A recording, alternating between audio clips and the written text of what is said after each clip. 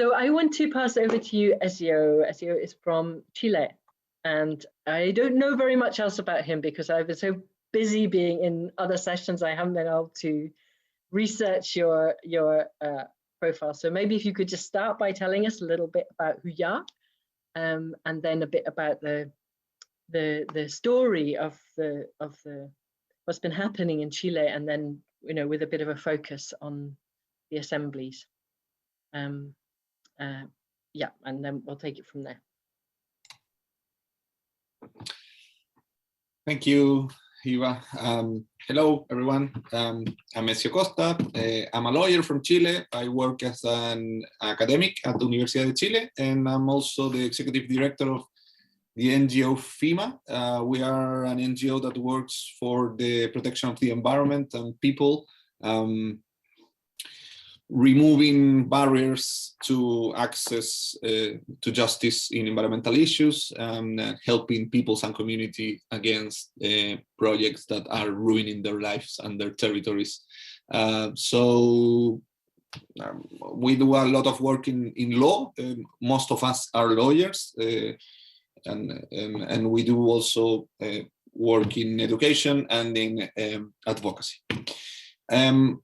And I was invited to tell you about the story of the Chilean outbreak and how we are conducting the outbreak to what we hope will be an ecological constitution. So I will share, if I can, my screen with you. Apparently I can, yes. Okay, so there's the screen. Okay, so the idea is to talk about what I just said, what is happening in Chile from the social outbreak to what we hope will be the new ecological constitution. This started in 2019. Probably some of you saw this picture or other pictures from the social outbreak in Chile. We had a sort of revolution. Was not a proper revolution, but something kind of that. People on the streets for more than a month fighting against the system. The first days were pretty amazing because almost everyone in Chile was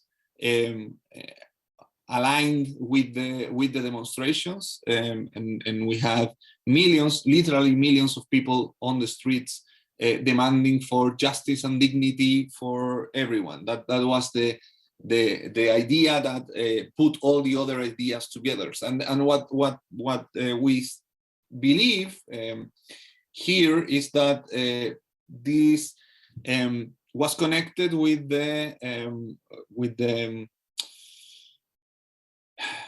different demands on different movements, and with different ideas about how neoliberalism and our constitution, that is particularly neoliberal because it was imposed by the dictatorship of Pinochet, it's ruining our possibilities of living as a community.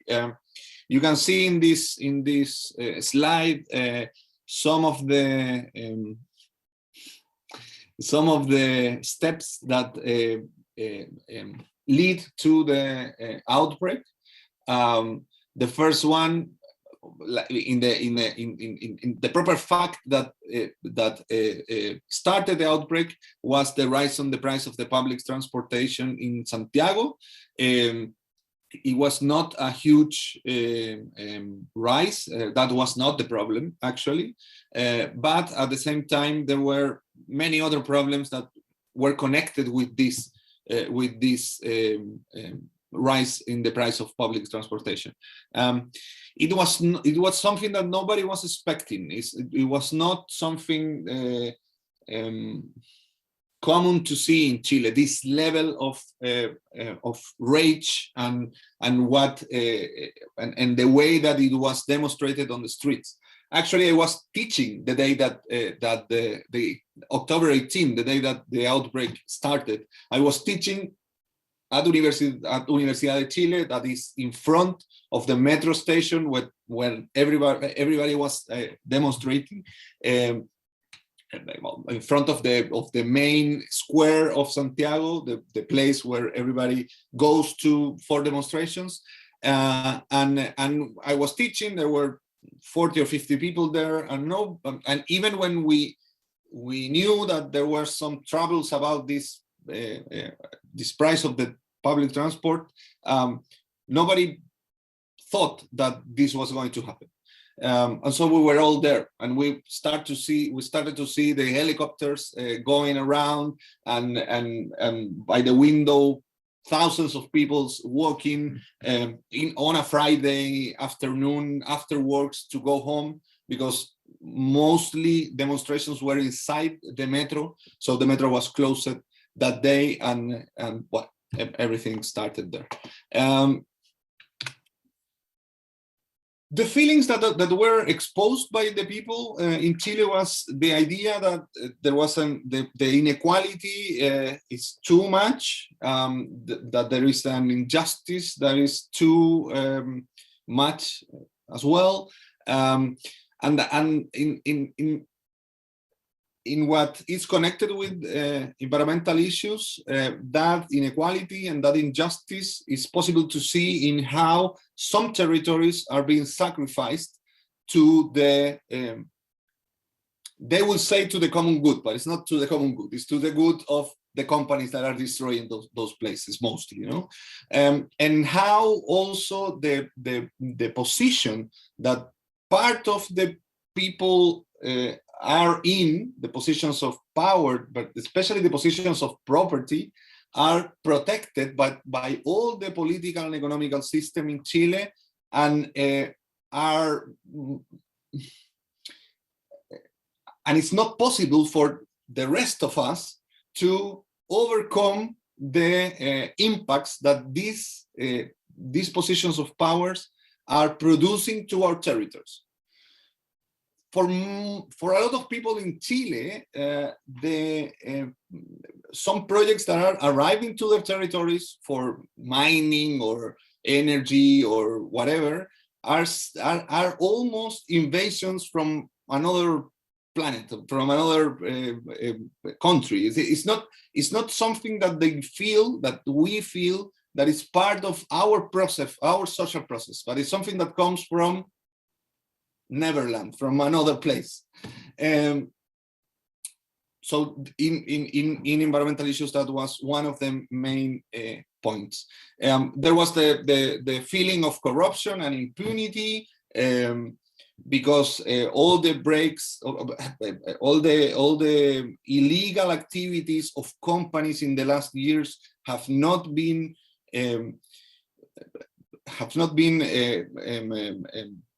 punished the way that they should be. Non-political or businessman is going to jail, has been gone to jail because of illegal activities, but at the same time, people that, I don't know, sell things in the street is going to jail. So there is a distance between the way that justice is applied that was too much. And there was this feeling that the politicians and the elite was detached from society, that they were living in another world, which after the outbreak was actually proved. There are a lot of studies from sociologists that prove that they actually live in another world. Their conditions of living, the ideas that they have about Chile are completely different from the ideas that the rest of Chile has about the country that we lived in. And this is because inequality. It's because in some places in Santiago, you live with the standard of living that you can have in Norway, and in other places in Santiago, 20 kilometers away from those places, you can have the conditions of an African country like Malawi or so on. So this is the people that live in the same city. It's very complicated.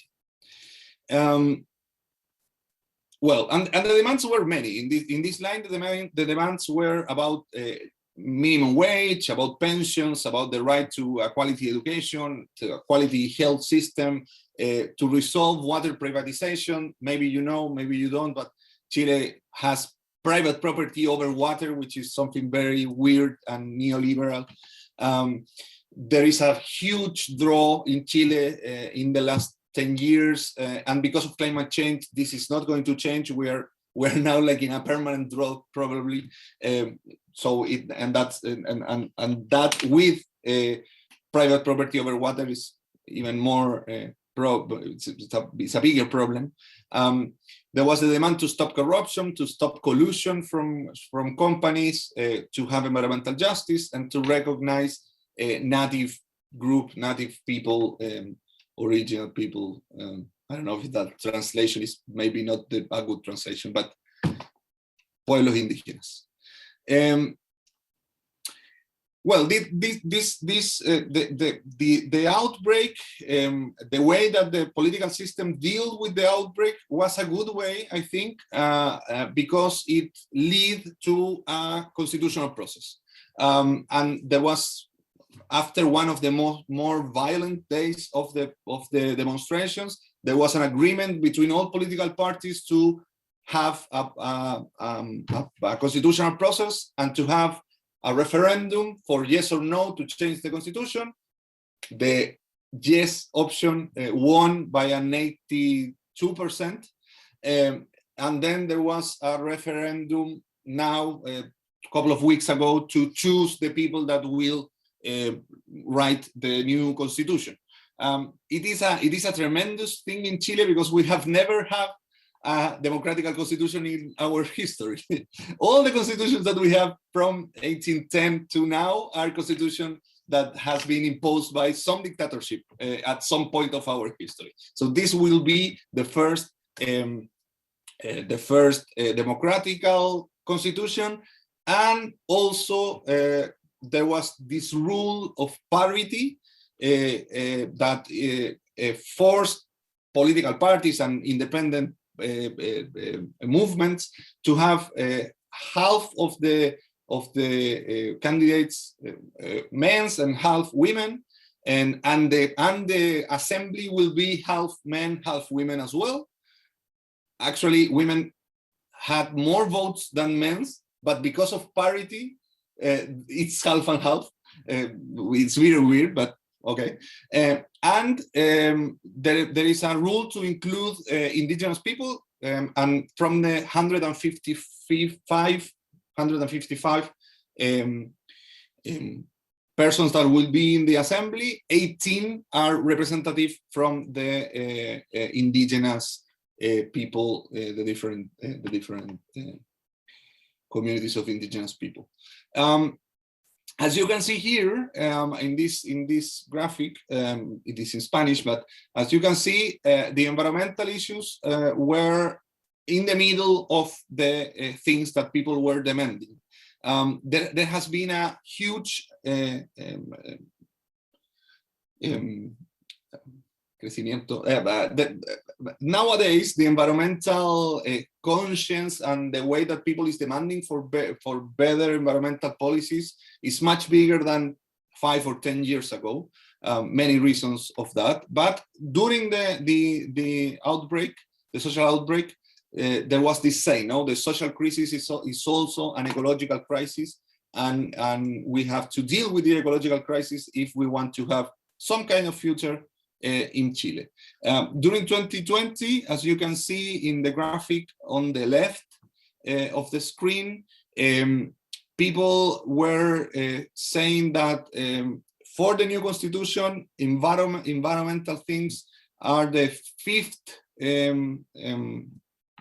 priority after health, work, education, security, and then environment. And climate change, as you can see below, it has also been growing as one of the things that should be considered in a new constitution. If we go a little bit far in time to 2016, there was a previous constitutional process that was frustrated, conducted by President Bachelet, And she did a deliberative process with assemblies everywhere. There were more than 220,000 people that participated of assemblies in their territories to put the priorities for a new constitution. At that time, environmental protection was the first principle, the principle that was more voted from the people. The first principle was the fourth right with more priority, and it was the first duty with more priority. So already in 2016, you saw that Chilean society was very worried about environmental issues. That is even bigger now, especially because of the impact of climate change. I mean, we're actually living the impacts of climate change. We don't have water in large part of the country, so people are actually worried about how we're going to deal with this. And this is why from civil society at first, and nowadays from the assembly, we're talking about the new ecological constitution. It's because it was at first from civil society, from movements that we were putting into the table the idea of having a new ecological constitution, a new constitution that is ecological.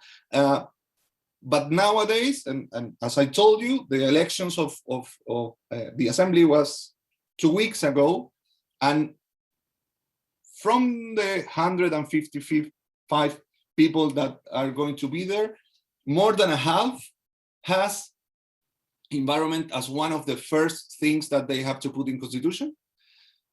25 of them are environmental leaders from the territories. The Civil Society for Climate Action, which is this network in which FEMA and other environmental movement works, has 5 people that were elected. So it is almost a fact that we're going to have a much better constitution in ecological terms. Maybe not everything that we want, but probably most of what we want. And what do we want? This is the numbers that I was telling before. There were 2 here. Okay. What do we want? We want an ecological constitution because this social agreement, the constitution, needs to put the importance of the environment at the center and need to deal with the ecological and climate crisis, and to understand the vulnerability of Chile in this crisis, the social and the environmental vulnerability that we have in this crisis, which is something that authorities are not taking into account. Chile is not the worst country in environmental policies because our president nowadays, Piñera, who is a businessman, he's seeing the opportunities in a new green capitalism or something like that. So he's pushing for that in that line. But of course, he doesn't want to change the way that we are dealing with the environment, the way that we relate with the nature. He doesn't want that, but probably the assembly will want that. People in Chile want that, and I think we can have some of these institutions. And these are the institutions that, from social movements, are being pushed for the new constitution. We divided them in 3 groups, as many of the constitution in Latin America does.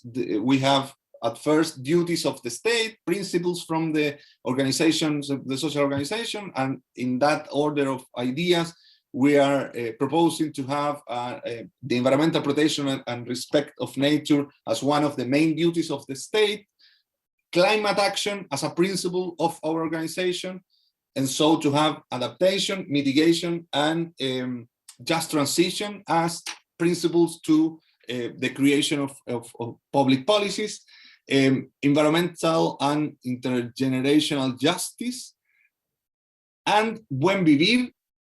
That is something like good living, but it's a concept that comes from indigenous people in Latin America and means that the way that we live has to be harmonic with nature, with the other lives different than human lives, and it has to be pointed to different ideas of wellness, not only material wellness, not only economic wellness, but social, spiritual, and other kind of well-beings, not wellness, well-being. That's the word. Sorry. So can you draw it to a close if you can? Yeah, this is my last. Fantastic. Oh, thank you. Sorry. About rights, we're talking about the right to a healthy environment and ecological balanced environment, access rights to environmental democracy, right to water. We don't have now right to water, right to feeding, to limit property. This will be our civil war, how to limit property to protect the environment, but we have to do it. Right to the city. And about the organization of the state, we are talking about new definition of territory, new division of the territory, centered in ecosystem and especially in watersheds, and a nature ombudsman or something like that, like a defender of nature. What is not here but should be is rights of nature. Rights of nature is also something that we are advocating for, and that I think that we have good chances to have in the new constitution. And as I said, that was my last slide. So thank you. Thank you so much, and sorry to pester you there. It was very absolutely fascinating, and I'm hoping that there'll be some questions that will draw out, more of the nuance of how that's all happening. But let's turn to our next speaker, Paul Thistlethwaite from Trust the People, an organisation based in England that's doing a lot of really interesting work on assemblies, how they happen. Thank you, Paul. Thanks, Eva, and hello, everybody. My name is Paul. I'm a freelance democracy facilitator, and I've been involved with Trust the People from the beginning. And so I'm going to talk a little bit about what we're doing in terms of rebuilding democracy, what we think is going to help. So I'll mention a couple of key shifts in the culture I think are needed. And also I'll just take you through the basics of our 8-week course, so you know the kind of stuff that we're plumbing in there, and tell you about the ongoing support and partnering and our next venture, which is going to be the Summer of Community. This is who we are. We're mostly, well, we're all volunteers, so we've probably ticked some boxes in terms of diversity, but we need to work very much on some of the other ones. We do quite well on gender balance and age differences, but you can see we've got a bit of work to do in terms of the other ones. But we've been working together for about 18 months now altogether, and we've done 3 cohorts of the course. And if we consider that our democracy is very much in crisis, one of the assertions that we have and that builds the course around is that the DNA of our outdated democratic system is all around us, is within us, and we need new democratic tools and a shift in culture. And one of the things that we're trying to support is this shift in looking towards ourselves and not towards authority. So you can see the graphical representation there. Rather than looking at the apex of that triangle in a hierarchy, we are part of a collaborative system where we all work together to get the solutions we need. And if the extreme version of what we've got in society is a whole load of hierarchy, you can see what we're trying to do is to shift that DNA gradually at every level possible. So wherever you can work on this, let's bring these new ideas in, and particularly give people an experience rather than a lecture about, what democracy should look like. Let's try and give them an experience of taking part in something where they go along and they think, do you know what, I felt my views were really heard in that meeting, and I can see that they landed and are being taken into account. And then people might start to ask the questions, well, why can't all my meetings and all our group decision-making processes be like that? And just one example of somebody who took our course in the last year, went and did a people's assembly in a school. And at the end of the session, one of the teachers came up to the facilitator and said, those two girls who spoke at the end, they've never spoken before in class. And there's something about the way that it was set up that allowed them to feel so safe that they could start to express their views. And that's what we're trying to get to, a place where everybody can be heard. So I'm going to go through a little bit about what the course includes. We start off with an intro week where we explain a little bit of the context about why our democracy is so broken, and what's possible and what's going on around the world. And then we've got 5 main modules. I'll take you through these very briefly in different slides. And then I'll tell you about Project Week and what we're doing next. So the first module we take people through is personal processing. And this is very much understanding ourselves and understanding other people. And the workshop actually we start with looking at our names, which is quite an interesting. I've never done this before, but it really did raise quite a lot of different things for different people. What we consider to be part of our identity, and then looking at some of the things we don't always want to look at, like our inherent biases, how we react emotionally to being challenged, and when we're looking at other people, what are the stereotypings that we do carry from the culture, and just raising awareness, but also coming to understand if that's how we react and understanding how we're provoked, it's likely that's what other people are going to be getting. So understanding a bit more about how other people will react. Second module is, once we've got a little bit of understanding of ourselves, can we reach out into our communities? The first thing we ask people to look at is what's already there. Don't go in there like a bulldozer, when things are already happening, and there's a lot going on in all of our communities. So tune into that first. Work out how you can include the seldom included and maintain that diversity to get that richness. We then teach people the very basics of active listening skills, and we may point them towards other ways that they can learn some of these skills in more depth, because in a couple of hour session each week you can't really go into a lot of detail, but you can signpost and give people some skills that they might be a catalyst for going deeper. So active listening, empathy, and then practical steps that can actually go out and maybe start talking to a stranger. And we give people a bit of practice of that in the session. The third module is group support. So we're looking at engaging with communities, and that's not something you can do on your own. So you're going to need a team of people. So the skills of keeping a team together, maintaining it, are really crucial. So we do this exercise, which is reflecting on teams we're in and what's the balance between task and maintenance. So typically people are generally more task heavy than maintenance heavy. So we get people to think about that and what they might do to redress the balance, whatever it is. And of course, if you're in a group, you're going to be going through that storming phase at some point. So managing conflict, looking about how we blame, what happens when we feel blamed, and some of the basics of non-violent communication, which is quite well established in the world now. You've probably all heard of it. If you haven't, there's a lot of online resources about that. Module 4 is, once you got a group together and you've reached out to your community, can you make a collective decision? Can you engage them in a session? There's of course lots of work to do before you do a people's assembly or a community assembly, but we give people the skills in actually how to run one of those once they're at that stage.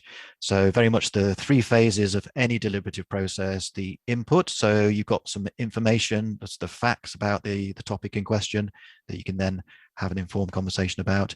The deliberation, you get people together, start thinking about it from different angles and reach a new position. And then once you're all at that different position you may have started with, can you integrate that into a collective position that you can then base your decisions on as a community?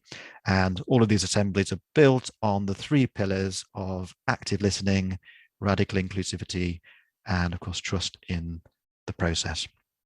And if you get to the stage where you've made a decision as a community, of course you then want to implement it. So again, we're not looking towards authority, we're looking to ourselves. So what do we need to do to take action?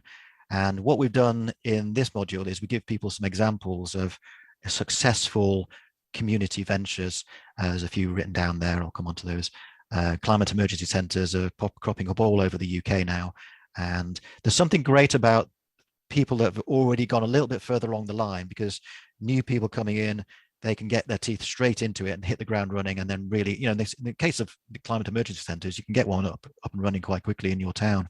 So people have been encouraged by that, but also reclaiming your local council, taking direct action, looking at new economy models, and of course, local cooperatives.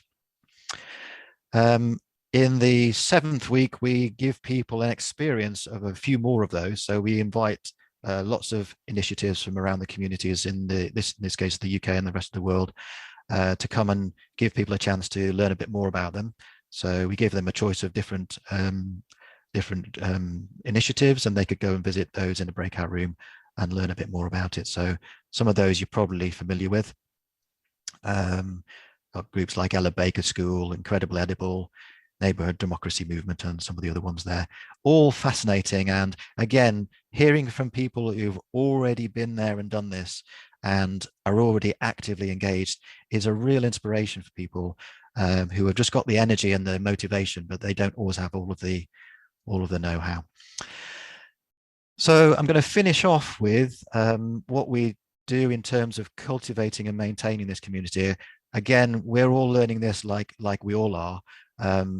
We don't have any clear roadmap on how this works, but this is what we're trying, and it seems to be making some difference with the people who've been involved. So once they've finished the course, we provide the opportunity to go into a support hive, which is about between 8 and 10 people, where they can really connect together and work over a period of time to implement some of the ideas that they've learned in the course. We also run open space sessions. So the course each module had about 60 to 100 people in each module. So the people are used to having large group meetings, and their hives, they don't have that. So we create these open space sessions monthly where they can come back together and exchange ideas. We were a bit slow off the mark with the online platform, but we're getting there. So that's launching soon, alongside our Summer of Community. So this is still very much in the oven baking, but we're looking at trying to encourage all of the people who took part in the course and are part of the community to take some steps to get out there, especially in the UK while we are coming out of a lockdown. Then there's a more opportunity now to connect as individuals in our community. And that's it for me. I'll pass back to Eva. Thank you so much, Paul. That's really fascinating. And just for anybody who's lives elsewhere in the world, people have got a fantastic range of resources, including all of the materials for their training that they're making available. We're probably going to use their materials to base a training up here in Scotland. And they're just a lovely and very accessible, friendly bunch of folk who've done a lot of really, really good work. So there was a suggestion that we had a little small pause for digestion, and we're digesting a couple of sessions there. So before we have Justin for Grassroots to Global, let's just take a minute to let things bubble around.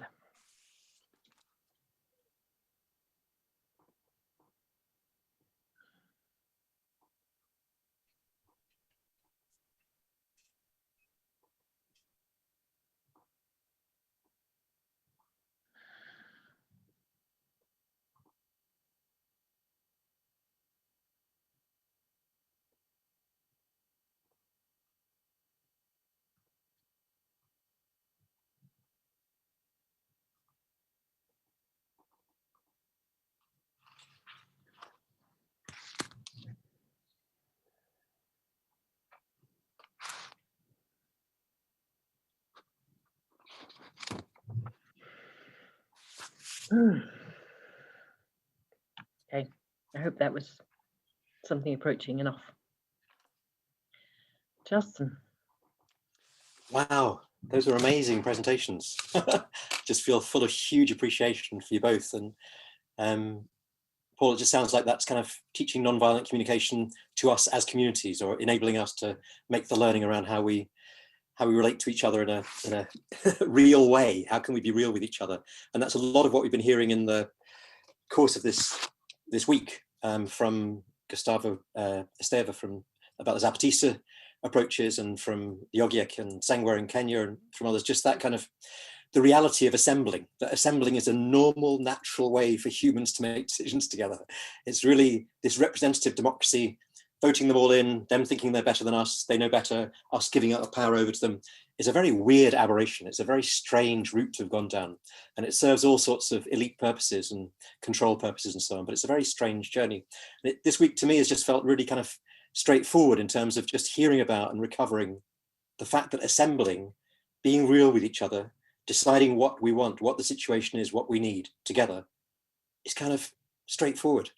It's actually very complex, as we've heard. Gustavo Esteva talking about patience being required, one assembly meeting every weekend for 2 years. So it's like you're meeting and you're meeting and you're meeting, but that's what communities do. That's what families do. That's what people in a relationship do. You meet. There's a commitment to the relationship, to working things through, rather than somebody making a decision. Imagine somebody in a marriage making a decision that then you both have to stick to without that being negotiated as time goes by. It's kind of like it seems to me it's a human way of doing politics, and it's just starting from that reality that's crucial. And so I just wanted to refer that back to Paul. I think it's fantastic, absolutely fantastic work, kind of peacemaking amongst us. And then Ezio talking about that situation in Chile, just absolutely extraordinary what's happened. And obviously it's come off the back of really drastic stuff going on. There's been a reaction both to the political oppression and social need, but also the climate crisis being so evident, living the climate crisis. And that's really where Grassroots to Global came from, was the kind of came out of Extinction Rebellion, Scotland participation in blockading parliaments and so on, making demands of government. And then our finding that actually, even if they met the demands, even if they said they would do the things, that wasn't ever going to work because governments are captured. Governments that are representative are captured. And that's why I'm really interested in the Constitutional Assembly in Chile, and the fact that it's mostly, as far as I understood from what Ezio was saying, it's mostly independents, indigenous people, it's mostly not parties. So these are people who are being voted for themselves rather than as representatives of something. And I've got to say that in the UK, we don't even have a constitution. So at least you had really bad ones. We don't even have one. So the government can do whatever it likes, basically. That's it. I mean, we're discovering that now. We've had conventions, but now we have an unconventional government that isn't interested in accountability. So it does whatever it wants to do. So Grassroots to Global came out of the kind of us making demands of government. And so in Scotland, we got the government to declare a climate emergency. We got the government to create a climate citizens assembly. So 2 of our demands were apparently met. And the third demand, which was to actually do something about the climate crisis, was not met at all, because that's the significant one. To actually do something and actually lower emissions rather than just create nice targets. Here we'll get to 0 by 2050. We'll promise to develop technologies. John Kerry said the reduction in emissions is reliant on 50% of the reductions are reliant on technologies that don't exist. And so as a global system, we are relying on technologies that don't exist. And that's because there's no willingness by the powers that be to actually make any change. And we found that when the Scottish government put together the Climate Citizens Assembly, that myself and Kate for Extinction Rebellion Scotland were on the kind of the convening group for helping to shape it. We found that they really could not bear to look the truth in the eye. They really couldn't allow the 104 assembly members to really consider the evidence, which is what they're supposed to do in an assembly. They weren't allowed to consider what is the level of ecological crisis we're in. They weren't allowed to consider how does the economy contribute to that. They weren't allowed to consider anything fundamental. So though they've apparently come up with good recommendations, they're just within the status quo. They're not addressing the driver, which is the system. It's the system trying to solve a problem that it is continually creating, and it can't. So that was one thing that we found through participating in that climate assembly process, was that the system can't do it. What we also found was that people can. So I was mentioning, I think on Tuesday, that even the Conservative Member of Parliament, who I don't share a political viewpoint with, when he was in a small workshop where he wasn't representing anybody, but just thinking for himself, as part of a workshop, he was able to think very clearly. President of the Farmers Union, business leaders were able to think very clearly when they were presented with the evidence about the climate crisis, about the economy driving it, about the need to shift power. They're also fathers and mothers and sisters and brothers. They're also real people. So allowed to be real people, and I don't mean having any power, just people equal to other people, as opposed to being people who are supposed to know something and have power. They could even be human. So I guess what we learned through that process was that the system cannot in any way help us. We can't put any trust in this system to deal with the emergency we're facing. We can't. The emissions continue rising, just taking the climate aspect. At the same time, we can put our trust in humanity, in how people actually are, in people's care. And I was interested in Paul's look at biases. So there's something about, we can trust the people, but we also have to acknowledge that we, the people, have been incredibly shaped into a sense of powerlessness and into a belief that we have to hand our power to the system. So we're always dealing with our biases too. So I just want to say that we're painstakingly taught, and we've been looking at that through this week, just that the system's all powerful, that we're isolated, that we're unable to change stuff. And that happens through continual repetition, through our education system, through advertising, through economic insecurity, through wars. There's just a continual way in which we're made to feel insecure, isolated, unconnected. So there's a huge amount of work has to go into making us feel powerless. It's not a natural given. The natural given is that we talk with each other, we relate, we argue, we disagree, we hate, we love. We're in connection with each other. And there's a vast amount of work that makes us isolated and cut off. So those were two learnings from that process. One was that the system cannot deal with the crisis we're in, but that humans, given this kind of support that Paul was describing there, given that good facilitation and an ability to listen to evidence and time to process, can arrive at really quite unanimous decisions, or pretty close to unanimous decisions. That actually at depth, we don't have 52-49, 55-45. We don't have those kind of splits at depth. If you're actually addressing the needs rather than fantasizing about surface issues, then you can really come together and deal with what we're facing. And the system works on divide and rule. Colonialism works on divide and rule. It's not by chance that we end up with those kind of splits in voting and so on. It's done. The system has its way of doing it. And when I say the system, I don't mean a person. I just mean this way of thinking, a really destructive way where we're told that cortisol is what we rely on, oil and gas, money and state power. We're told those are what make us safe. And of course, those are what corrode our lives.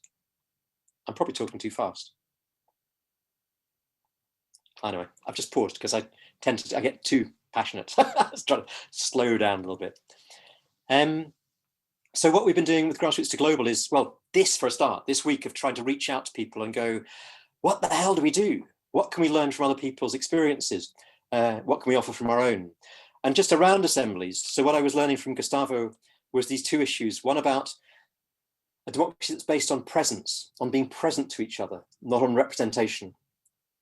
Yeah, so you're not speaking as a representative of a party or a faction or whatever else. You're speaking as yourself. You're present to each other. So presence and patience, having the time. And we've been discussing that again in this week, just how time really stops us from being able to just sink into the present and realize that there's plenty of time if we just allow for it. So having 90 minutes this session doesn't particularly help, but hey, we're balancing two things. And so there's presence and there's patience and there's proximity, was what Puli was saying this morning. He was also from Chile, but I think in Barcelona. She was talking about proximity. When you're considering issues, you're not just considering your community, you're considering the impacts further afield. What's happening here is happening because of global systems. What's happening here will affect other people. So presence, be present to each other, have patience, but consider your proximity, consider others in the process. And what we heard from Milka back on Monday, Milka Czech-Korea from the Sangwe people, when Eva asked her about how come the ancestors are so important in indigenous decision-making systems. And that sounds a bit of an odd question to ask in this context of Zoom square boxes and all the rest of it. But how come the ancestors are important? And she was saying that it's when you're considering the ancestors, if you're always considering not just the immediate situation, but those who've gone before you, your mother, your father, your grandparents, other people's grandparents, other people's, all the beings that have gone before us and that have shaped the world that we're in, then that's really grounding. You're learning from what's happened before rather than trying to escape it. And it's humbling. You realize that you're just here for this moment and you have a responsibility to care in this moment. You're carrying for others. You're not grabbing for yourself. And that to me was really, really important, that sense of grounding and humbling. And then we were listening to Sherry Pictou talking from the Mi'kmaq people in Nova Scotia. She was talking about reaching out to others, so not just her community arriving at decisions and talking amongst each other, but when they were in conflict with non-First Nation small fishermen, then meeting with them. And she talked about the chief pushing the documents off the table when they were having a meeting when there was conflict between the First Nations community and neighbouring settler communities. He pushed the papers off the table and put a golden eagle feather there and asked people to hold that when they were speaking. So you're given that sense of responsibility, and also to think of or name your ancestors, name your grandmothers, grandfathers, realize that you're part of a flow. This moment is going to go. You have responsibility going forward, was my interpretation of what she was saying. But that powerfulness of coming into relation with each other. So I guess I'll just say one thing finally on this and then move on to a brief last bit, which is just something about, this isn't then about kind of making revolution, though that is absolutely necessary. And it's not about running workshops, though that's absolutely necessary. It's just about becoming real. That's what it feels like we're trying to do. How do we recover relationships where we can be real with each other? Okay, and just finally on the Grassroots to Global, so kind of just the last bits on that. So we're now supporting and working with people's assemblies happening locally in Scotland. That's our next stage. We're working towards what we're calling a fractal assembly, though that may be the wrong term. In the week before the COP, so the last week of October in Glasgow, we're looking at an assembly there which can draw together communities from the global south and from the global north to meet together. So individuals, but people actually being there in their community selves, not as representatives, but as people from communities, telling their stories, listening to each other. So it's a step on from what we've been doing this week, which has been individuals coming to individuals coming as part of their communities to meet with each other and listen to each other. So that's the next stage after the people's assemblies we're doing locally, as it were, and then hopefully moving towards a national assembly, national people's assembly in Scotland next year. And that all sounds bonkers, because it's even more bonkers than that, because we're looking at how can we have a global citizens assembly or something of that nature, not us, but how can we connect with others, and collectively, how can assemblies across the world move towards a molten moment? And really what Ezio was describing to me was a molten moment in Chile, a moment when people actually realize the seriousness of the issues we face and the need to take power back from those in power. That's what I heard, rightly or wrongly, in Ezio's presentation, was that there was that molten moment that was happening. Maybe it began with, I don't know, students jumping over turnstiles in the trains. So it will begin from whatever, and who knows, and Paul's work and Trust People's work to me seems like quite a preparation for that too. So we need to prepare for a molten moment, but we need that both locally and nationally and globally, because we have very, very little time in terms of the climate crisis, let alone everything else, and the interlinked crisis, as Brian Stout pointed out. We live at a systemic crisis. You try and solve one by itself, you make the others worse. So it's systemic. We have to actually shift from the whole system. So there needs to be a process of preparation, which is what we're looking at. How do we prepare for a molten moment of change locally, nationally, globally? And if we have that ambition and we have that will, and we're not trying to be egos in the process, but we keep noticing our egos and dropping them out the way and supporting others to step forward, then we can collectively make that moment, which lets us re-enter reality collectively, yeah, rather than staying outside it in this strange cortisol system that has us kind of caught in a mimicry of life rather than in real life. That's me, I'll stop.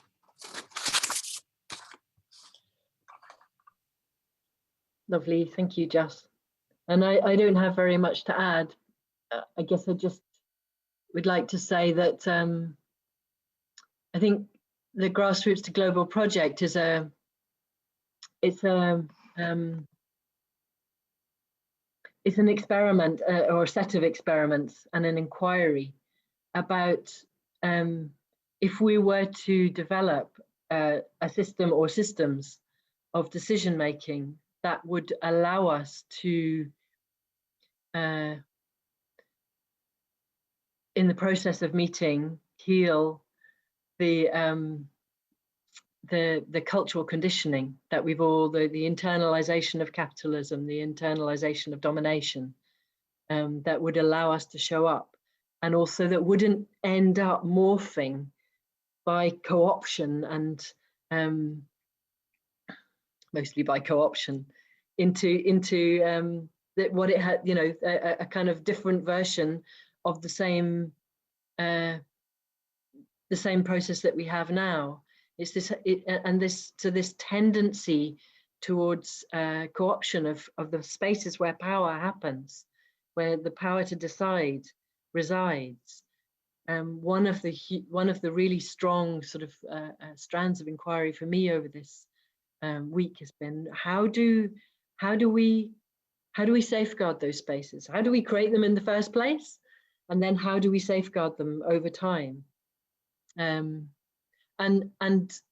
you know, I'm not in a state today at the end of this week to feel like I'm anywhere close to having any answers. But I think, you know, the process of both doing action research and reaching out and speaking to people who feel like they're further down the line, or who are doing things really, really differently is an ongoing practice for this project, bringing people together in events like this, so that we can hear from one another and share as much as possible from the heart, and in a real way. Okay, welcome back. I hope that was nourishing and or fruitful and or interesting for you to be in the smaller groups. So we don't have a huge amount of time left. We've got about 15 minutes realistically. And I wanted to see whether there were questions or things that people wanted to say. And there were one or two things in the chat as well from earlier on that I wanted to pick up on.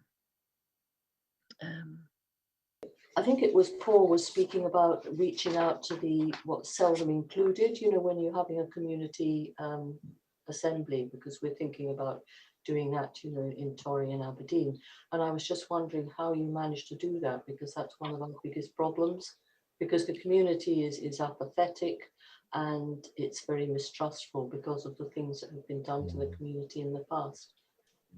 Yeah, I don't have any major experience and you know, of doing that, but the stuff that I've come across is yeah, just reaching out in whichever way you can to those groups and parts of the culture. And a great phrase I've heard that Indra Adnan supports is this deep hanging out. It's not, you can't just send an email and expect them all to rock up. No.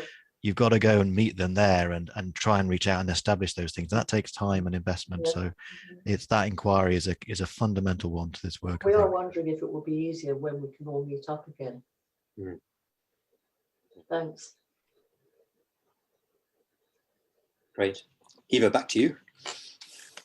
Yes, thank you. So there was a question about the Chilean experience and whether there had been some sort of on the ground grassroots preparation around assemblies, either coming from sort of traditional practices or from new ones similar to or along the lines of Trust the People, or whether they were just really spontaneous, the assemblies that happened. I think we've lost Ezio, so maybe Tristan has a thought. Maybe you don't. Sorry, Tristan, putting you on the spot there. No, that's fine. Yeah, hopefully maybe Ezio can come back. But I saw that question and it was interesting because right when the outbreak or the estallido, the social uprising began in October 2019, as Ezio said, like everyone was kind of involved in different ways, it seems. So it started with high school students and university students protesting fare rises on the metro. And it was in the kind of immediate aftermath of that first kind of explosion of the uprising, where there were actually certainly across Santiago, the capital city, but also across the country, there were these kind of impromptu community assemblies where people were trying to decide like what should we do with this uprising kind of thing, because it did catch a lot of people kind of unawares. Like it was very powerful, and it was so big that it caught the attention of the government and the powers that be. So I guess the short version of the answer is that very quickly there were kind of grassroots impromptu community assemblies. They weren't part of a decision-making process, so they didn't structure policy responses or anything like that. But what they did do was give different groups and individuals a platform for organizing. And through those conversations, a lot of the independent candidates who then stood for election to be part of the Constitutional Assembly, they had come through these grassroots processes. So, so again, I guess one thing that was really powerful about that is that it wasn't just about fixing a problem or coming to a decision, but it was still a very formative process for people who are now actually in those positions of power. Amazing stuff. Wow. Thank you very much. So Tada, I saw your comment in the chat, and that sounds like a really difficult situation, and it's not one that we can deal with in the next 10 minutes. So yeah, so is your point on something else? No, but I just want to recognize that I threw in a fractal the very problem. And also we've been talking about, how do we trust people? How do we build these democratic conversations? And I think, frankly, what we're missing is how to fight. And I'm going to give blessings to my ancestors for practice. I'm a dancer. I'm a street dancer. And how our communities run, right? It's not perfect. This is one of the things that we do. And this is a very indigenous practice. Is that somebody gets called out, they have to prove themselves on the fucking spot. So that's why when you do not have culture that holds accountability in a decentralized way, people clamor onto power that they cannot hold because they're never tested. Are you all tested? Are we tested? Okay, would you like a response, Tada? Hold on. Oh, just asking. I just want to say the magic was the breakout room. I was with Brian. And I asked Brian, you can tell me now, why did you do that? There's every opportunity to be transparent. It only takes a few sentences. It could be, I was scared. I believed the letter. It could have been anything. And he said, this is not the place. And don't use that tone. Okay. Are you doing that to me? No, seriously, let's ask the question. It's all fractals left on. And I'm here. I'm not going to talk forever. I'm ready to sit with all the fear that's in your body then right now. What am I going to do? What's supposed to happen? Well, isn't this the thing that's supposed to happen? Isn't this the thing that needs to be metabolized? And I'm not saying that this whole thing has to be taken over all of a sudden, because I understand that. But let's realize in this moment right now, look, we don't even know what to do in this moment. You guys don't even know what to do with this. Wouldn't mind responding, Tada. Wouldn't mind responding. I wouldn't mind responding because I think it's a really important point. And from our kind of the river that's been flowing through this week, what I got from that was that we. One second. Let me connect at center. I'll center and offer maybe one last thing, and I'd love to pass it on to you. Is that okay? Because I feel like things are moving a bit fast.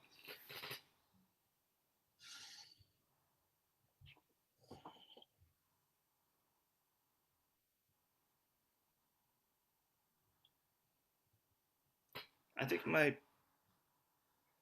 most generous felt offering, which is not my own,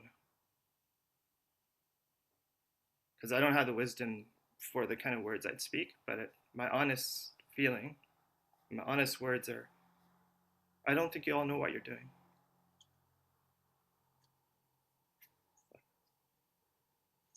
Great. That really chimes very much with what I was going to say, which is, in the river, my feeling was really that we do throw things at each other and we project, and we need to be able to do that like you've done just now. We need to be able to say things out in the open, but we then need to be able to realize what belongs with us and what belongs with somebody else.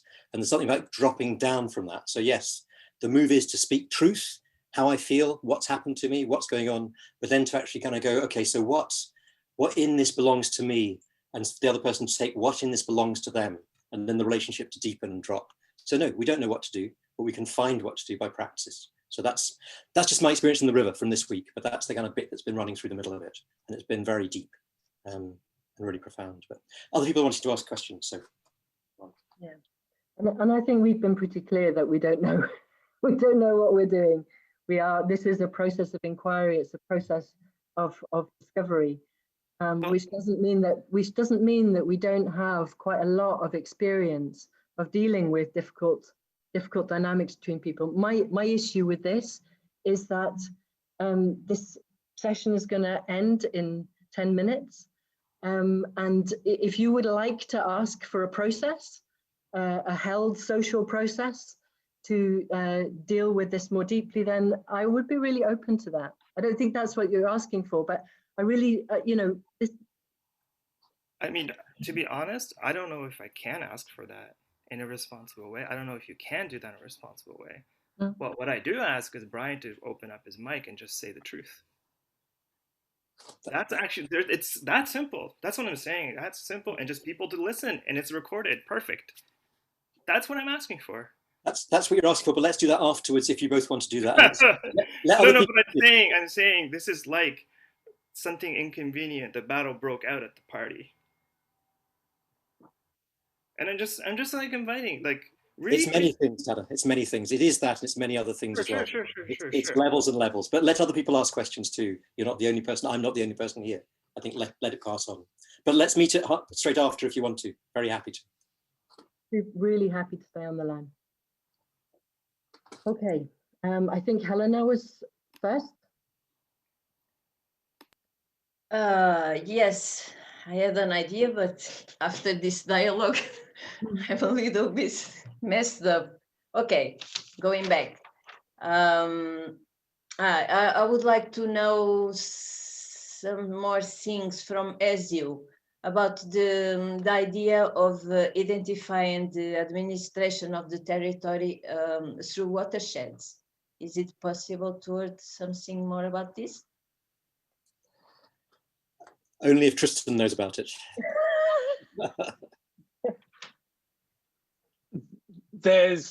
So one important point that Ezio brought up was the fact that water is kind of privatized in a very kind of unusual and very neoliberal way in Chile.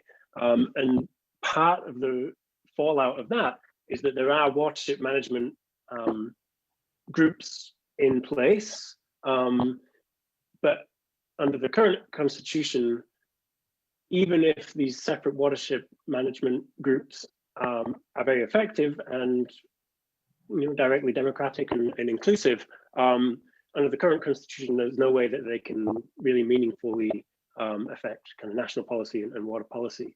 In terms of how those watersheds are mapped and determined in terms of territory, I don't actually know about those processes. But what's really interesting is that all these questions are coming to the fore. Like now that there's been this social uprising, massive popular push for meaningful social change, all these questions are coming into play.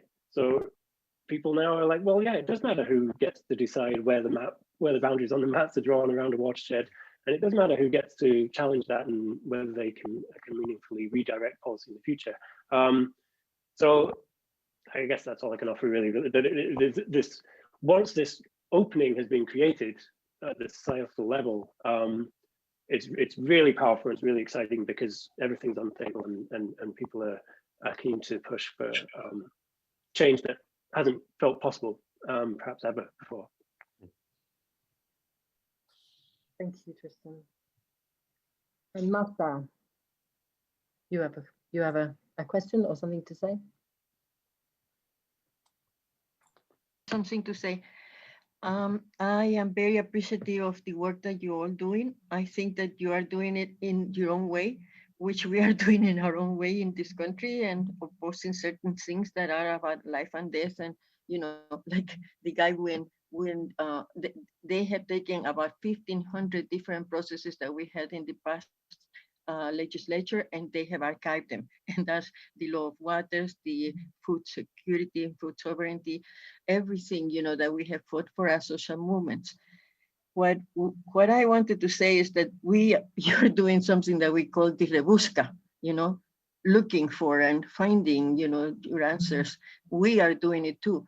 The thing is that for us, if we don't solve the problem of the hunger in this country and all the takeover of all the organs of the state and everything related to the organs of the state, is not only harmful to us because we already back to the 70s, and then like all kinds of very terrible judicial things are happening, and we are finding like wells where there are 50 women that have been killed by a few police, and like that is terrible, and we have to face that. And we know that if we don't, some of us realize that if we don't do this work, it's harmful to us, but it's harmful to nature, it's harmful to life, it's harmful to the future of, here in the planet.